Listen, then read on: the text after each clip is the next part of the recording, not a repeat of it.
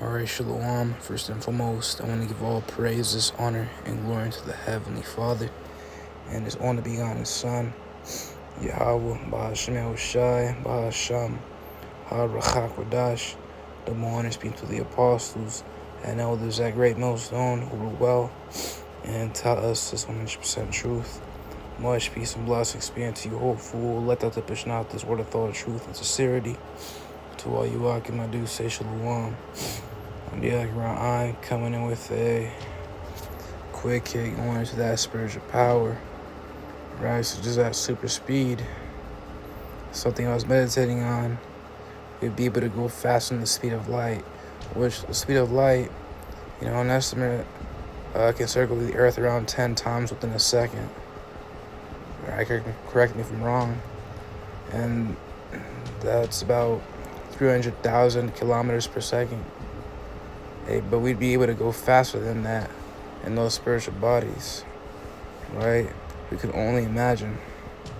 So we'd be able to go, perhaps twice as much as that, right? Like little sparks. I'll pull out a precept in the book of Wisdom of Psalm in the 3rd chapter.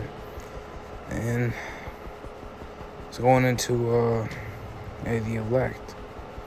But I'm going to jump down to verse 7. And the time of the visitation they shall shine and run to and fro like sparks among the stubble.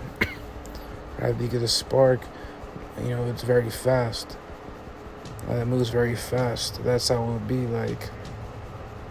They shall judge the nations and have dominion over the people, and the Lord shall reign forever. Right? I want to pull out a different precept, the book of 1 Kings, the 18th chapter, verse 45. And it came to pass in the meanwhile that the heaven was black with clouds and wind, and there was a great rain. And Ahab rode and went to Jezreel. And the hand of the Lord was in Elijah, and he girded up hand of the Lord, because it's through the Spirit and power of Yahweh Bahashem Yahushai. For it was called certain individuals like Elijah, our forefather, to be able to, run as fast. They look at, Samson in the book of Judges. And it always go into how the Spirit of the Lord came upon him, and he was able to break through, the reeds that tied his hands and such. And he was able to break down the walls when the Spirit of the Lord came upon him. Right? The Lord has to give you that power. And the hand of the Lord was on Elijah, and he girded up his loins and ran before Ahab to the entrance of Jezreel. And Ahab rode on a horse, man. Right? And a horse is one of the fastest animals. Going to Google, is a horse fast, or horse fastest speed, 44 miles per hour. Right? You try and outrun a horse, you'll gas out immediately. That was that spiritual power which our forefather Elijah had, though. He had that super speed, right? And it's unfathomable in the case that we don't know how it's gonna be like, but we know that when it comes upon the Lord's men, hey, they're gonna be hella fast. That's for sure, right? But we have to endure and wait upon the Lord. The book of Isaiah, the 40th chapter, verse 31, it goes into that. But they that wait upon the Lord shall renew their strength. They shall mount up with wings as eagles. And I ain't talking about no actual little wings, spawning out of thin air on our backs. Rather, yes, going into how we're going to have flight, like Superman, like Omni-Man, right, or the Viltrum. As a matter of fact, look into the Invincible comics. Viltrum really represents the nation of Israel, right? And notice how when Mark, aka Invincible, he becomes the leader of the Viltrumites, that's issue 144, and that's definitely heavy for the 144,000 servants of the prophets, man, right, who've been fishing, and very soon they'll be turning to hunters. Right, they'll be able to get down on the enemy with that power. All right, time back to Isaiah the 59th chapter, verse 19. It goes into how that standard shall be lifted up. I'm gonna pull it out. It reads, "So shall they fear the Isaiah 59:19. And so shall they fear the name of the Lord, Yahweh Ba'ashim Shai from the west, and his glory from the rising of the sun. When the enemy shall come in like a flood, the Spirit of the Lord shall lift up a standard against him. Which, when you look at that word standard, it really goes into, to escape, to flee, to be delivered. All right, and one thing to know about war in the scriptures is that when Israel was delivered to the enemy, that means that they were going to die.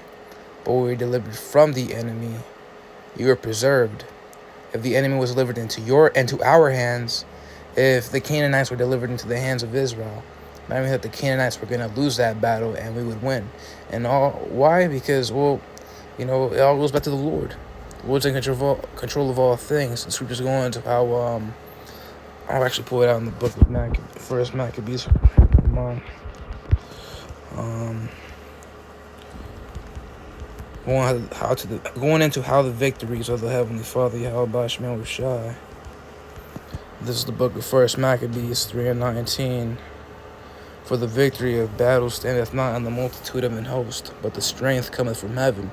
And one thing the Lord always make known is that, what to make clear is that he would always separate, or he would always sift the armies into a small number, so that Israel would know that they didn't deliver themselves, but the Lord delivered them from the hands of the enemy. Right?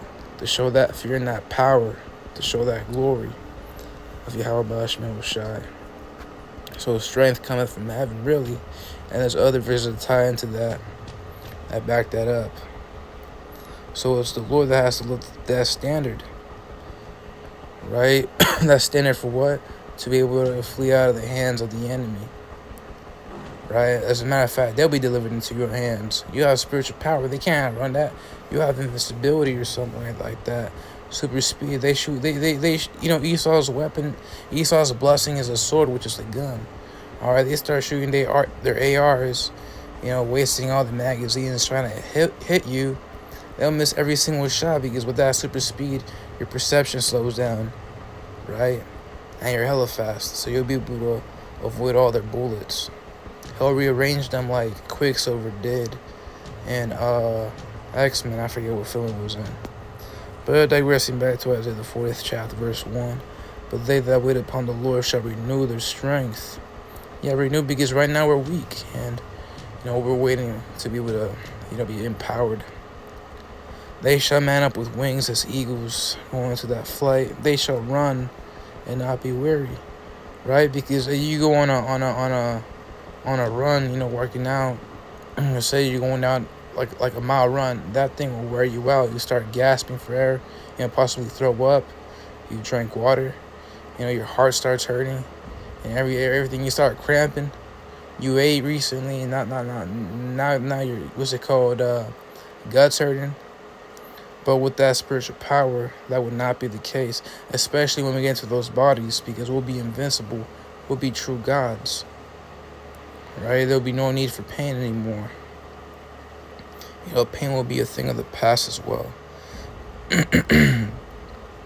They shall run and not be weary.